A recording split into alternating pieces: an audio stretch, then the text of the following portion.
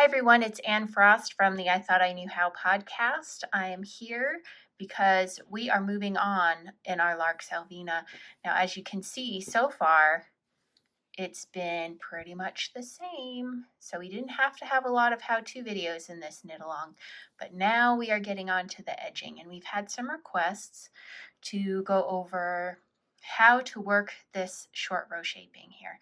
So first of all, as we're knitting this is going to be the first spike. And you can see this is the edge here, and that's how the point is supposed to go. But I actually blocked it so that that became one smooth edge as I wear it like that. But you can do it like that if you want to. It's up to you when you get there. So looking at this spike though, if we look very closely, you can see that the way we do these spikes is through short row shaping. And this is the simplest way to do short rows. A lot of times you will have people instruct you to get to a certain point and then do a special kind of wrap or stitch or something before then knitting back. We are going to knit out and back. We're going to then knit out again, but not as far, and then knit back. Knit out again, but not as far, and then knit back. Knit out again and not as far, and then knit back. And then we will knit all the way across all of those stitches and back, and then we will bind off until we have one stitch left, and then we will knit the next spike. Okay, we are going to do that all the way across to the center point, the center stitch, that long trailing stitch that we had going up all this way. And then we're going to stop knitting the points, and we're going to just knit all the way across this edge until we get to the end. And then we are going to turn, and then we're going to repeat the process of knitting the spikes from the outer edge to the midpoint again. And then once we get to that midpoint, that is where we will end our shawl. So I have actually worked on some bigger yarn.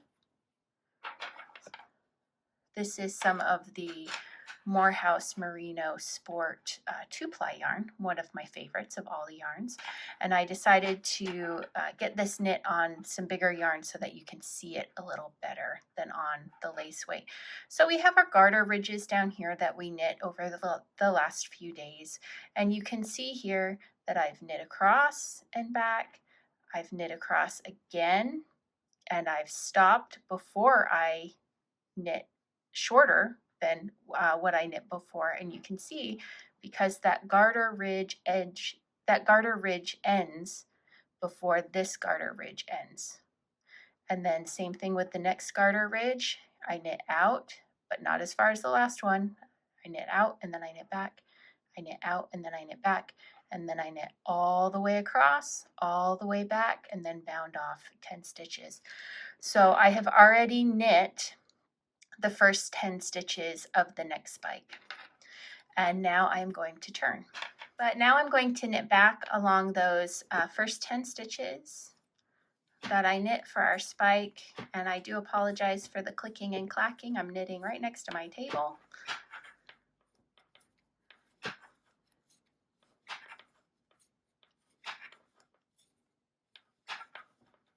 Nine and 10. Now you'll see that I now have all of the stitches on my right needle. My left needle is empty.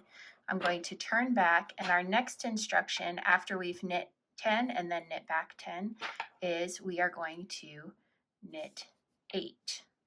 So we're not going to knit as far as we did last time. 1, 2, 3, 4, 5, 6, whoops, that didn't get over, 7, 8. Now, if we pause and look at our needles, you can see in the last row I knit 10. So I have these 2 stitches here where with very little fight, I have the gap right there between those 2 from the 10 that I'm not knitting this time and the ones I didn't knit at all. Those are all still waiting to be worked. So I know if I put this down right now, I can see, okay, last time I did 10, this time I've done 8. I need to go back and do those 8 stitches. So I'm going to go back and knit 8. 1, 2, 3, 4.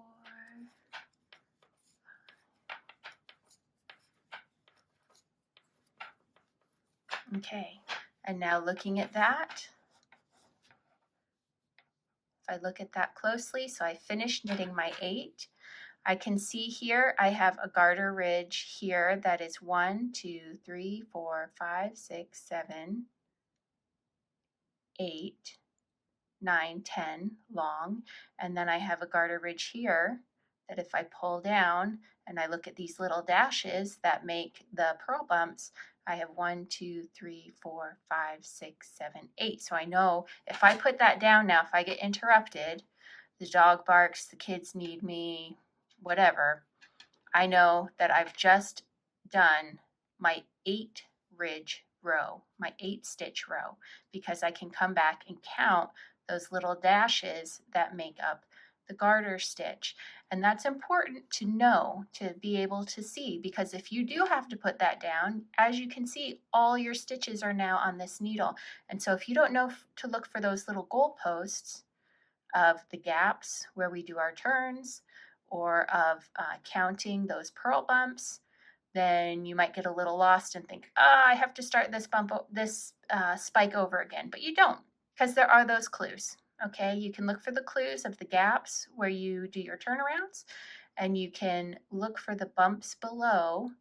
Those are the stitches you did the last time, and look for where that break is, and that's where you know, okay, that's where I turned. I just knit 8, so I'm done with my 8 repeat. So now I'm going to do, 6.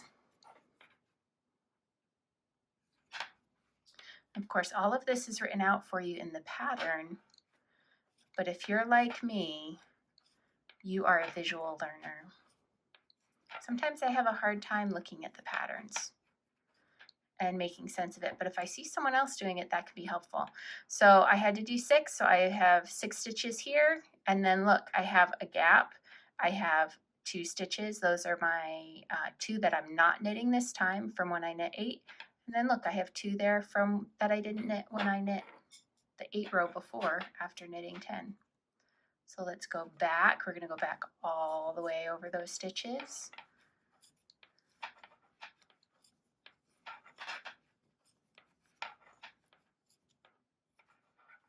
And 6, and now we're going to do 4,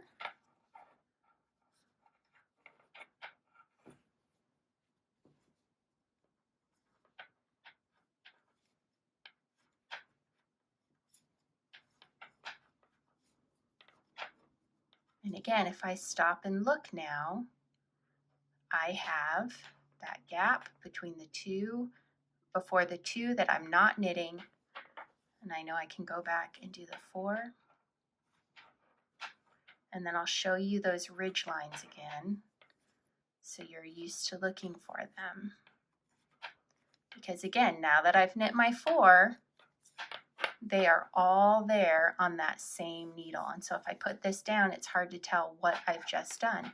But if I look under here, if I look under what I've just done, I have 1, 2, 3, 4 purl bumps before my gap. That line is only 4 dashes long, or 4 purl bumps long. So I know that I've just finished my knit 4. My next step is to knit 11 and back. So I'm going to do that here. You know, it's so interesting how we all have different ways of learning. Some people can look at a knitting pattern and they can visualize exactly what's being done. Some people need some video help. Some people learn from having someone talk them through it, even though it's the same words. Hearing it makes more sense to them. That's why we're here for these knit-alongs, to come up with different ways to learn from one another. I think that was my 11th. I'm going to stop and count. 2, 4, 6, 8, 10, 11. Okay, and so now I'm going to knit back again.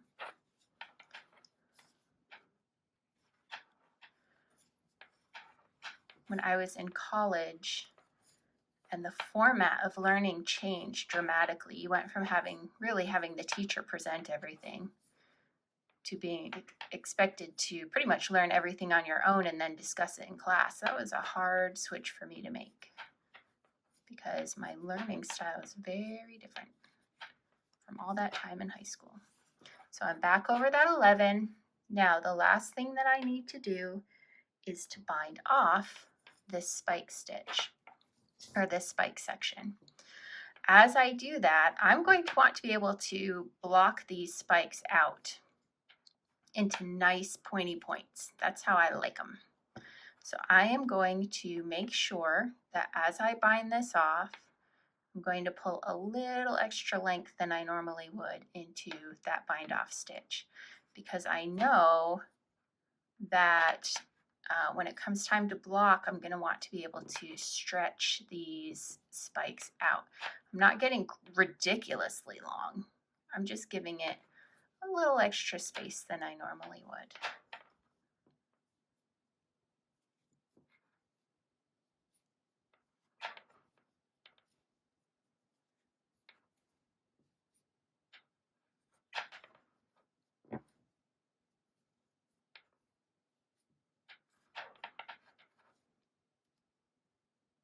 Get in there.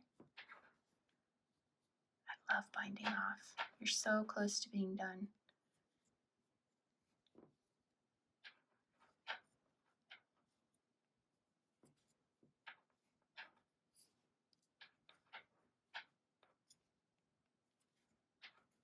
And I lost count, so I'm just going to look really quick. I bound off 10. So I have 1, 2, 3, 4, 5, 6, 7, 8, 9, 10. Yep, I'm good. So now you'll see that I have 1 stitch left on my needle. That's normal. That is going to be the first stitch of the next 10 that we are going to deal with. So as you go into the next spike, you'll see that the instructions tell you not to knit 9. Not to knit 10, but just to knit 9. You are going to want a total of 10 stitches on your needle to do that spike again. And I already lost count. 2, 4, 6, 7, 8, 9. And now you can see I have 10 on my needle, and I can start working those short rows again. Very easy short rows again. You're just going out as far as she says and then coming back. Going out a little, 2 fewer, coming back, 2 fewer, coming back. And then you knit them all at once, and then all the way back, and then bind off 10, and then you go on to the next stitch. So that's it. That's how we're doing it. Now, as you can see, it takes about 10 minutes to do a spike. And that's why the instructions for today are just to do 1/2 of the shawl. Okay, aim to get that done. And then tomorrow we are going to bind off the rest, and then we're going to block it and start showing off how we've done. I hope that you have enjoyed this knit along. It's been a lot of fun for me. It's been a great way to get to know some more of you in the group. And I hope to see you around for our next one, the Avant, and then later for the Tansy. And I will talk to you all later. Bye.